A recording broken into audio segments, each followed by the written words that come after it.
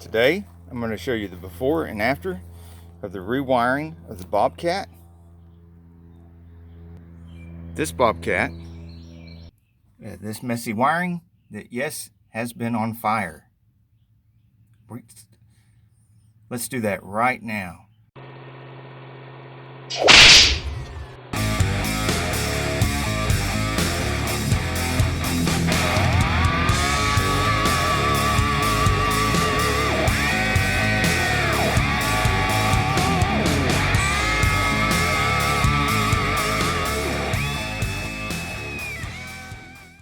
Thank you for watching our videos yet again. You see we got the Bobcat surrounded with tool cart and supply cart. And if you've seen our previous video where we were building the wiring harness for the trailer that carries the Bobcat, ironically, you'll notice that we had a whole bunch of different colored wires left over. And we need to rewire the Bobcat. Couple of reasons. Number one, look at the terrible condition of the wires over here.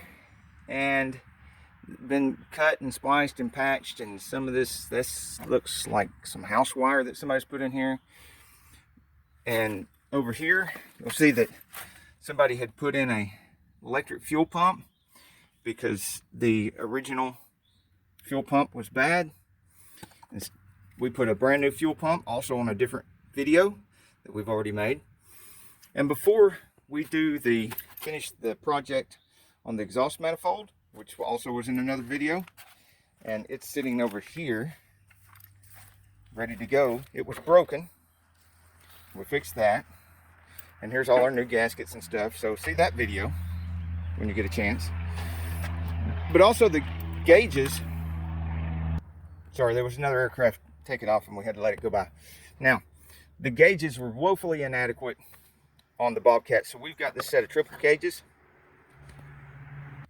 And we will be orienting the gauges to where they're up like this so we can mount it like so. You'll see that later.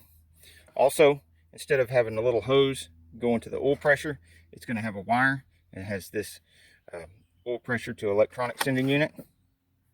We have oil pressure, oil temperature, and voltage. We don't have water temperature because this is an air-cooled diesel engine. The little plastic tube for the oil pressure sending unit was burned up in the fire. I mean, it's just barely hanging on, but it's not going to work. Right now there's nothing but the voltmeter and dummy light and the fuel gauge, which none of which is working right now. Even the key's not working. The wiring harness runs along here and here, and there's some stuff disconnected here and down through here, and this goes to under and over to the fuel tank sending unit. You've got the harness here all took apart, and these damaged connectors that go down in there to other damaged connectors. And the thing with the connectors is you're supposed to disconnect this every single time you open up the cab for service, which is a real pain, because you either have to sit there and twist really hard, which is really hard on two ruptured discs, or you have to lean way over into that corner to disconnect those when you lift this up, which pivots back there. There's also a button here going to the starter, just hanging there to prevent having to go back there to bypass the solenoid, which shouldn't have to be done. The lights are disconnected, so we've got a lot to do. Now, to make this a lot shorter video so you don't have to watch hours and hours and hours of wiring work, what I'm going to do is I'm going to go through here and rewire this whole thing and go through a different way, in such a way that you can grab this and open it up without having to disconnect any connectors. So we'll see how well I do. Now that you've seen the old wiring harness and where the wires go, including passing underneath the engine, which is where the fire started, because with wires right there under the engine, when we had a leak, which we fixed, the fuel leak went down to the bottom where the wires were, and apparently one of the wires was bare and it caused a spark, and that was the ignition source and set the fuel on fire. when I'm done with the wiring harness and everything, there won't be any wires underneath the engine, and there won't be any fuel leak. Keep in mind, I hate doing wiring, and I'm colorblind. So let's see if I can pull this off. Okay, here we have successfully hooked up the starter. The electric fuel pump had to be put back on here because it didn't work out with the manual fuel pump, the original manual fuel pump. Apparently, my theory is that we have too much wear on the injector pump, and that unless we're flooding the injector pump with mass amounts of fuels with electric fuel pump, the problem is that it would not start with the manual fuel pump. And so I theorize that just not getting enough fuel from the manual fuel pump during startup, low RPMs during startup, just cannot deliver enough fuel to a worn injector pump. So this electric fuel pump delivering mass amounts of fuel to the worn injector pump, it starts right up. Now, if you have a different theory, please comment in the comments below of why this will start up with electric fuel pump but will not start up with a brand new manual fuel pump. But that's my theory. I think we've just got a lot of wear in the injector pump, and the fuel pump helps overcome that wear. It gives that injector pump that extra boost it needs. Now, there is a wire coming from the ignition switch that only has power when the switch is on. That powers up the electric fuel pump and also powers it down when you turn the switch off. This wire right here, this black wire coming from the electric fuel pump, goes in here in the wire protector, and then up through this wire protector and out here, and is grounded right here with our chassis ground. This other chassis grounds are coming from the wire harness going to the switch in the dash. Then I've relocated the relay from over here to over here. It is further away from the engine. It's up high over here. It allows us to run wires from it down into where the starter is, and from it to the wire harness without having so much wire and without it going through the working areas where all the hoses and everything are for the hydraulic system, the pumps, and all of that. They tuck up nicely, go up through here, and those wires go into the main harness over here, which goes through this hole and goes up under the cab. And let me show you over here. Oh, and before we leave the engine bay, there is one wire here that I am going to replace with a longer wire and route it differently because it goes to the alternator. And I'm going to have a separate video on how to hook up a 10SI alternator on just about anything. Because these GM 10SI alternators, they really can, they're 3-wire alternators. You really can use them on just about anything. You can make cool projects like generators and stuff. They're so simple and easy.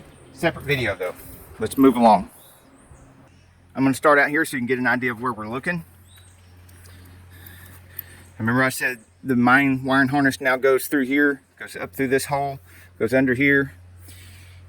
It passes through this part of the cab, underneath there where it's protected from rain and everything. You see where the diesel fuel goes in. There's the wires coming in, and they run all along here. And if I move this away, you can see a little bit of light coming through the other side, I hope. Yeah, see the other side? So the wires are in there good and protected. There, that hole that I drilled with the hole saw bit in my video of the hole saw bits. And then you can see it connects up to where the factory had this going through a hole straight down for the fuel gauge. That wire harness still goes up here like factory, runs along here, along here. This portion is still the factory way it was run. Goes into the dash and the key, which if you turn the key, you can hear the fuel pump going.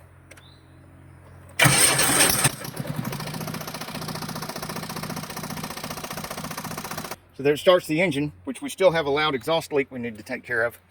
But the electronics are obviously working because you can turn the key and it starts the engine up. It starts the fuel pump going. The fuel pump delivers plenty of fuel to overcome the worn injector pump and start the engine right up. And it's cold as can be right now and still starts up that easily. I mean, this has exhaust manifold right here, and I can just rub my hand all over it, and it just started up that easily. So we've got the starter hooked up right. We've got the fuel pump hooked up right.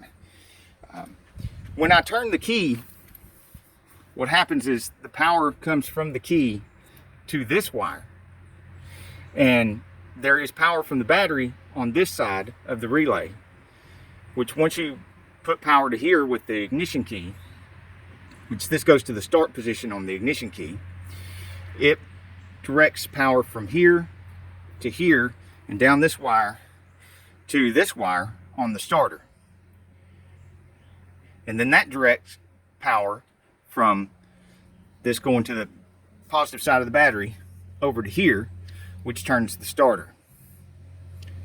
And the ground is, of course, where the starter is bolted to the engine. So it's grounded directly to the engine where it's bolted. Now over here, like I said, that the 10SI, there's going to be a separate video on how to hook these up. But since you're already watching this video and you've been good enough to watch this far into the video, you're going to go ahead and get that information now without even watching that video. There are 2 wires in the connector here and 1 wire here. This 1 wire is your charge wire, which I'm going to come back and put inline fuse in this. This other wire runs from here to here. It's the sensing wire. It senses how much charge that it's putting out and into the battery. That way, if the battery starts getting overcharged, it can sense that and stop charging so much. This is the wire that goes to the ignition switch. But this wire needs to have a diode in it. That's some critical information, because if you don't have that diode in there, if it's just straight wired, you may have problems like the battery running low when the vehicle is sitting and the ignition's turned off. It still runs the battery low or empties it. This is what one of those diodes look like. There's lots of different kinds and styles of these diodes, but this one is bad. You can see it's burnt right there. So we'll be replacing it. Of course, I had to order it. And when I do, I'm going to make a much longer wire so we can come straight up, go across nice and neat, and get it back into this wiring harness over here where everything's run through here and up through here and up through there, instead of ghetto like down through there. That yellow cola wire goes to our oil pressure sending unit. We're going to be running that and hooking it up later, because we're going to have to find a place to put our triple gauges somewhere here in the cab.